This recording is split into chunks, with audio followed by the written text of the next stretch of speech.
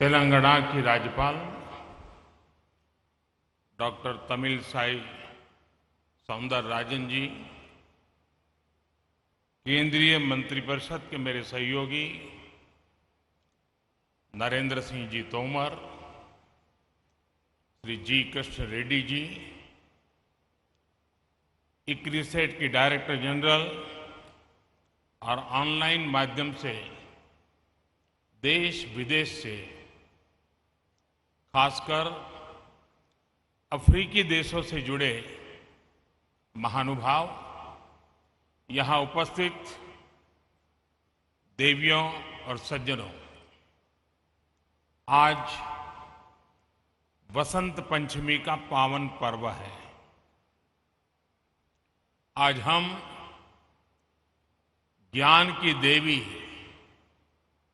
मां सरस्वती की पूजा करते हैं। आप सभी जिस क्षेत्र में हैं, उसका आधार ज्ञान, विज्ञान, इनोवेशन, इन्वेंशन ही है। और इसलिए वसंत पंचमी के दिन इस आयोजन का एक विशेष महत्व हो जाए। आप सभी को गोल्डन जुबिली सेलिब्रेशन की बहुत बहुत बधाई।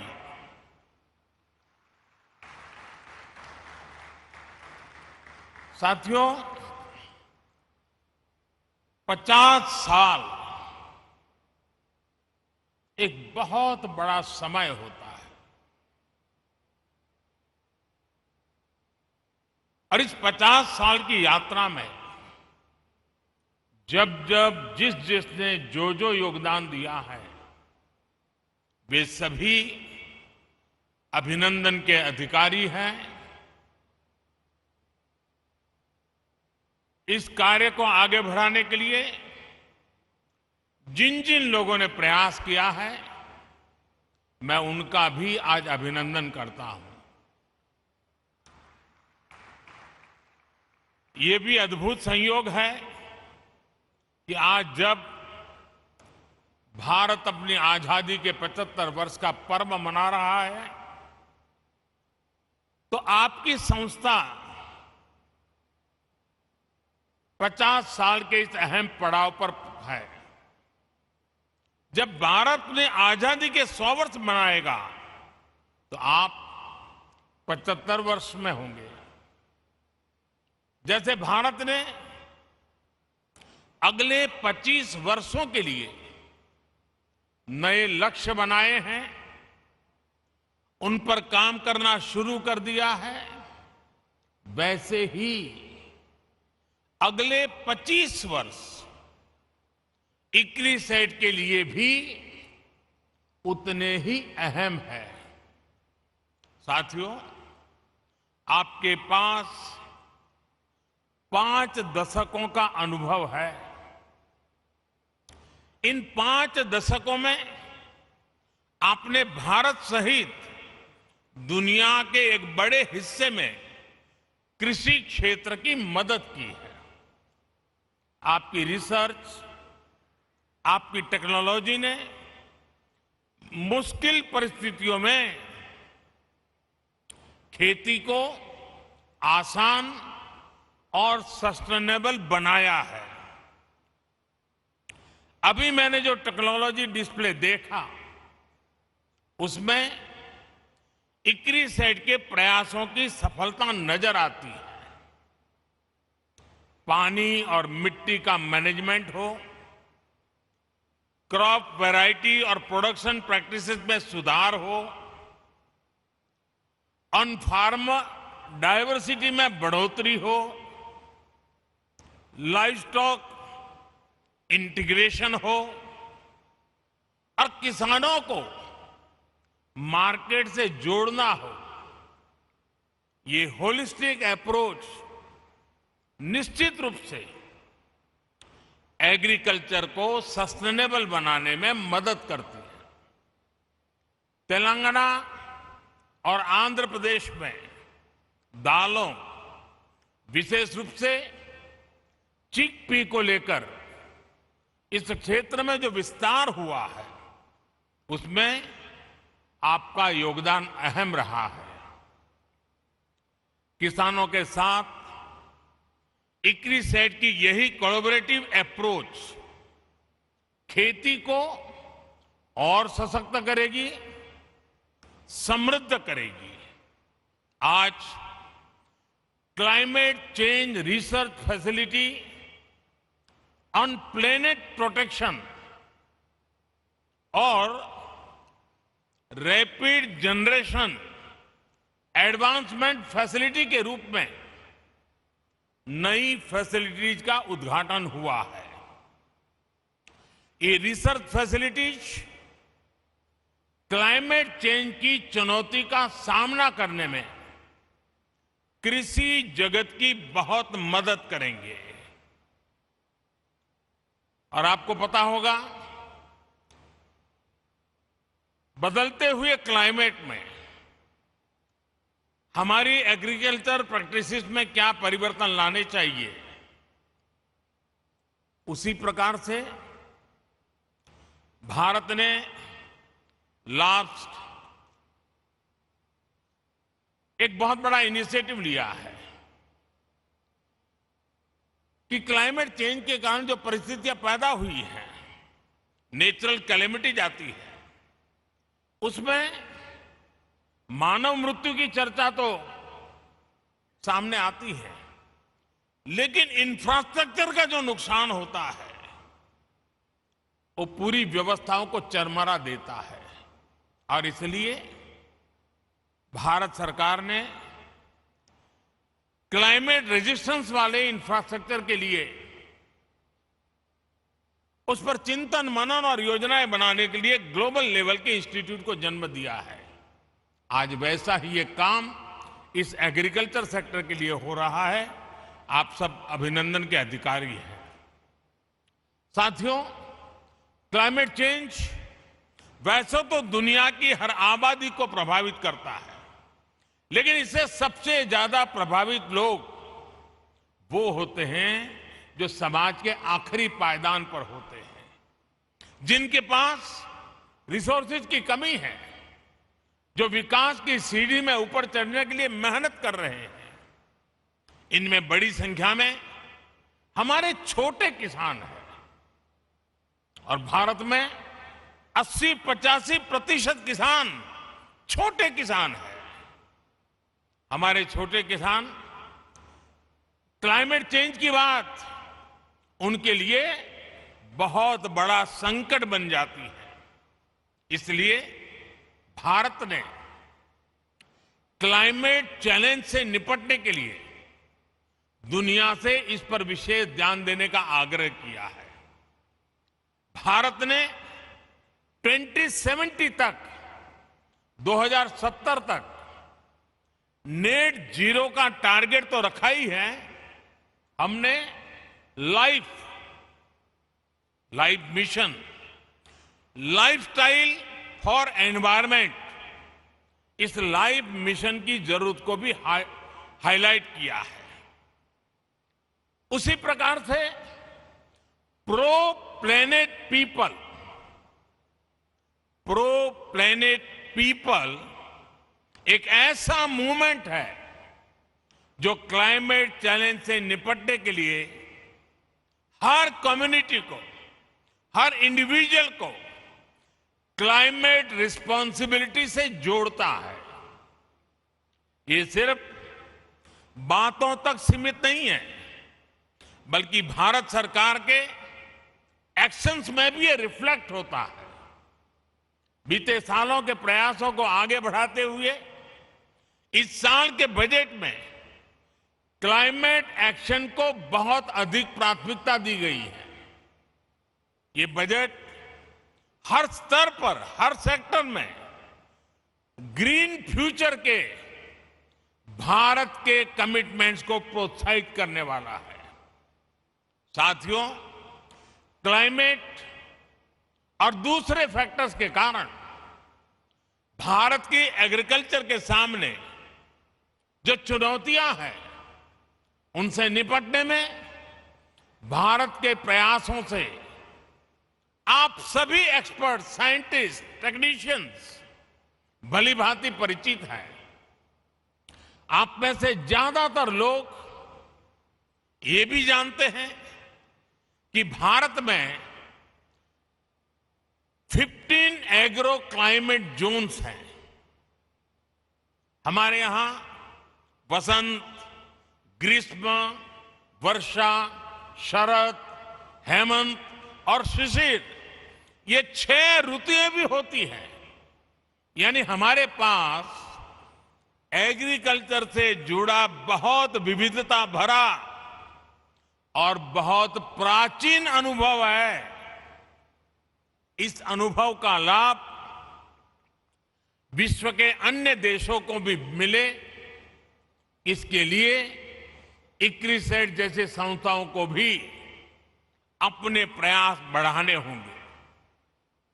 आज हम देश के करीब 170 डिस्ट्रिक्ट्स में ड्राउट प्रूफिंग के समाधान दे रहे हैं। क्लाइमेट चैलेंज से अपने किसानों को बचाने के लिए हमारा फोकस बैक टू बेसिक और मार्च टू फ्यूचर दोनों के फ्यूजन पर है। हमारा फोकस देश के उन 80% से अधिक छोटे किसानों पर है जिनको हमारी सबसे अधिक जरूरत है। इस बजट में भी आपने नोट किया होगा कि नेचुरल फार्मिंग और डिजिटल एग्रीकल्चर पर अभूतपूर्व बल दिया गया है।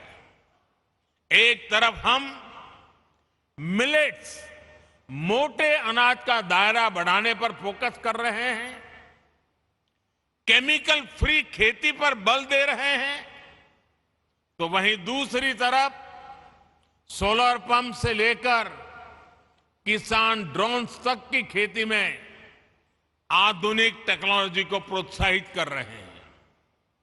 आजादी के अमृतकाल यानी आने वाले 25 वर्ष के लिए एग्रीकल्चर ग्रोथ के लिए हमारे विजन का ये बहुत अहम हिस्सा है। साथियों, बदलते हुए भारत का एक महत्वपूर्ण पक्ष है डिजिटल एग्रीकल्चर।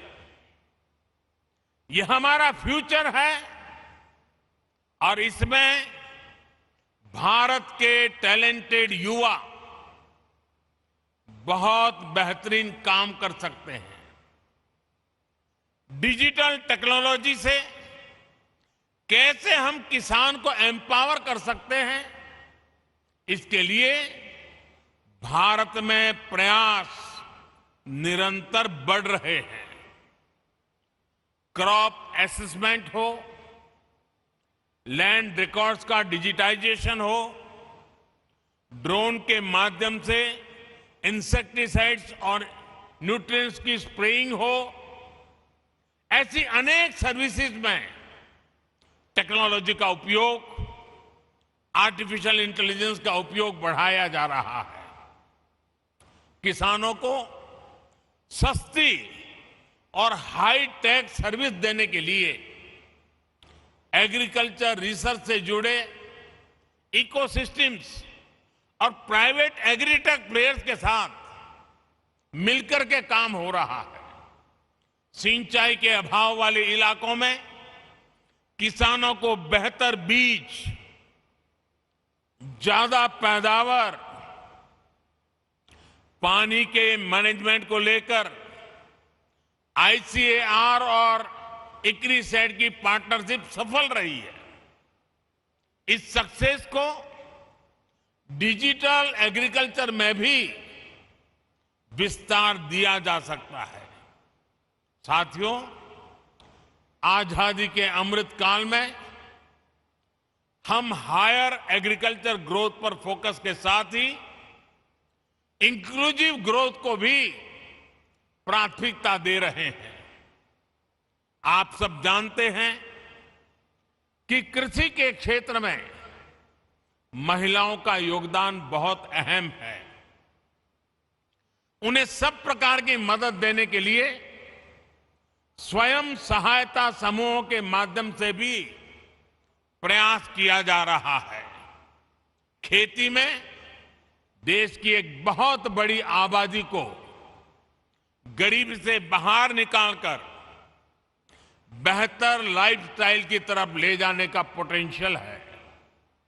ये अमृतकाल कठिन भौगोलिक परिस्थितियों में खेती करने वाले किसानों को कठिनाइयों से बाहर निकालने के नए माध्यम भी मुहैया कराएगा। हमने देखा है सिंचाई के अभाव में देश का एक बहुत बड़ा हिस्सा ग्रीन रेवोल्यूशन का हिस्सा नहीं बन पाया था। अब हम दोहरी रणनीति पर काम कर रहे हैं। एक तरफ हम वाटर कंजर्वेशन के माध्यम से नदियों को जोड़कर एक बड़े क्षेत्र को इरिगेशन के दायरे में ला रहे हैं। और अभी जब मैं प्रारंभ में यहां के सारे अचीवमेंट्स को देख रहा था तो उसमें बुंदेलखंड में किस प्रकार से पानी के प्रबंधन को और पर ड्रॉप मोर क्रॉप के मिशन को सफल करने के लिए कैसे सफलता पाई है उसका विस्तार से वर्णन मेरे सामने साइंटिस्ट कर रहे थे। वहीं दूसरी तरफ हम कम सिंचित क्षेत्रों में वाटर यूज एफिशिएंसी बढ़ाने के लिए माइक्रो इरिगेशन पर जोर दे रहे हैं। जिन फसलों को पानी की जरूरत कम होती है और जो पानी की कमी से प्रभावित नहीं होती, उन्हें भी आधुनिक वैरायटी के विकास से प्रोत्साहन दिया जा रहा है। खाने के तेल में आत्मनिर्भरता के लिए जो नेशनल मिशन हमने शुरू किया है वो भी हमारी नई अप्रोच को दिखाता है। आने वाले 5 सालों में हमारा लक्ष्य पाम ऑयल एरिया में 6.5 लाख हेक्टेयर की वृद्धि करने का है। इसके लिए भारत सरकार किसानों को हर स्तर पर मदद दे रहा है। तेलंगाना और आंध्र प्रदेश के किसानों के लिए भी ये मिशन बहुत लाभकारी होगा। मुझे बताया गया है कि तेलंगाना के किसानों ने पाम ऑयल की प्लांटेशन से जुड़े बड़े लक्ष्य रखे हैं। उनको सपोर्ट करने के लिए केंद्र सरकार हर संभव सहायता देगी। साथियों, पिछले कुछ वर्षों में भारत में पोस्ट हार्वेस्ट इंफ्रास्ट्रक्चर को भी मजबूत किया गया है। हाल के वर्षों में 35 मिलियन टन की कोल्ड चेन स्टोरेज कैपेसिटी तैयार की गई है। सरकार ने जो 1 लाख करोड़ रुपए का एग्रीकल्चर इंफ्रास्ट्रक्चर फंड बनाया है, उसकी वजह से भी पोस्ट हार्वेस्ट इंफ्रास्ट्रक्चर का तेजी से विकास हुआ है। आज भारत में हम एफपीओस और एग्रीकल्चर वैल्यू चेन के निर्माण पर भी बहुत फोकस कर रहे हैं। देश के छोटे किसानों को हजारों एफपीओस में संगठित करके हम उन्हें एक जागरूक और बड़ी मार्केट फोर्स बनाना चाहते हैं। साथियों, भारत के सेमी एरिड क्षेत्रों में काम करने का इक्रिसेड के पास एक रिच एक्सपीरियंस है। इसलिए सेमी एरिड क्षेत्रों के लिए हमें मिलकर किसानों को जोड़कर सस्टेनेबल और डाइवर्सिफाइड प्रोडक्शन सिस्टम का निर्माण करना होगा। अपने अनुभवों को ईस्ट और साउथ अफ्रीका के देशों के साथ शेयर करने के लिए एक्सचेंज प्रोग्राम भी शुरू किया जा सकता है। हमारा लक्ष्य सिर्फ अनाज का प्रोडक्शन बढ़ाना ही नहीं है। आज भारत के पास सरप्लस फूड ग्रेन है, जिसके दम पर हम दुनिया का इतना बड़ा फूड सिक्योरिटी प्रोग्राम चला रहे हैं। अब हम फूड सिक्योरिटी के साथ साथ न्यूट्रिशन सिक्योरिटी पर फोकस कर रहे हैं। इसी विजन के साथ बीते 7 सालों में हमने अनेक बायो फोर्टिफाइड वैरायटीज का विकास किया है।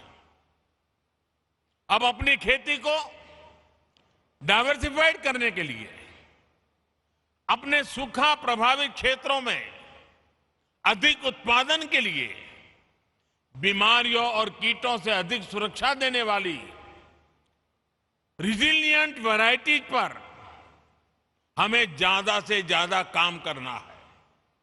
साथियों, इक्रिसेट, आईसीएआर और एग्रीकल्चर यूनिवर्सिटी के साथ मिलकर एक और इनिशिएटिव पर काम कर सकता है। एक क्षेत्र है बायोफ्यूल का। आप तो स्वीट सोरगम उस पर काम करते रहे हैं। आप ऐसे बीज तैयार कर सकते हैं जिससे सूखा प्रभावित किसान या कम जमीन वाले किसान अधिक बायोफ्यूल देने वाली फसलें उगा सके। बीजों की प्रभावी डिलीवरी कैसे हो, उनके प्रति विश्वास कैसे पैदा हो, इसको लेकर भी मिलकर हम सबको साथ मिलकर के काम करने की जरूरत है। साथियों, मेरा विश्वास है कि आप जैसे इनोवेटिव माइंड्स की मदद से, पीपल्स पार्टिसिपेशन से और सोसाइटी के कमिटमेंट से हम एग्रीकल्चर से जुड़ी तमाम चुनौतियों पर विजय प्राप्त कर पाएंगे। भारत और दुनिया के किसानों का जीवन बेहतर बनाने में आप ज्यादा समर्थ हो, बेहतर से बेहतर टेक्नोलॉजिकल सॉल्यूशन देते रहें। इसी कामना के साथ एक बार फिर इक्रिसेट को इस महत्वपूर्ण पड़ाव पर उनके भव्य भूतकाल का अभिनंदन करते हुए, उज्जवल भविष्य की कामना करते हुए, देश के किसानों की आन बान शान के रूप में आपका ये पुरुषार्थ काम आए, इसीलिए मेरी बहुत बहुत शुभकामनाएं, बहुत बहुत बधाई। धन्यवाद।